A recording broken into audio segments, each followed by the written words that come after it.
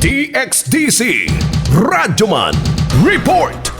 8 ka mga indibidwal ang samaran sa pagkarambola sa upat ka mga sakyanan sa National Road sa Purok 5, Barangay Cabligan, Matanao, Davao del Sur, alas 8:35 sa buntag, Hulyo 17, 2023. Sa interview sa DXDC RMN Davao kang Police Corporal Abil Sumampong, imbestigador sa Matanao Municipal Police Station, iyang gibutyag na nalambigit sa aksidente ang usa ka KM Army vehicle nga gimaneho ni Justin John Labsan, 29 anyos. Din sa kay niini sila PFC Jose Teofilo, Sergeant Jerald Adilla sa 39th Batallion Philippine Army ug mga sakay nga sibilyan nga sila Janeth Dianon, Arstrong Ulie, Jucelyn Minggong, Garcia Ulie ug Boyet Aton. Sa investigasyon, gikan bansalan padulong Digos City ang military truck ug Toyota Rush nga gimaneho ni Renante Villegas, 47 anyos, samtang gikan Digos City ug padulong bansalan ang Toyota Fortuner nga gimaneho ni Kiant Andrew Polestico, 22 anyos. Pag-abot sa incident area, kalit nga miilog og lane ang Toyota Fortuner diin giingong nakatulog ang driver, rason nga nabanggaan ini ang Toyota Rush ug pagkabangga usab niini sa military truck.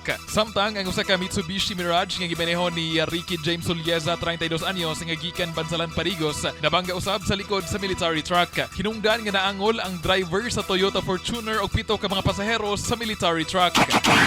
Stable naman sila, sir. Wala maingon nga kuan, sir, nga serious. Initially, sir, nagkuhan naman ng papa atong driver sa Fortuner nga kuhan daw sila, assist daw sila sa mga medical o gatong mga kuhanan sa sakyanan.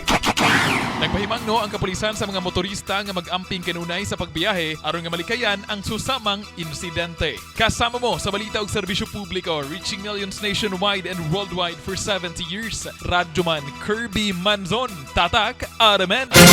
RMN News, Diretso Balitang Metro Davao.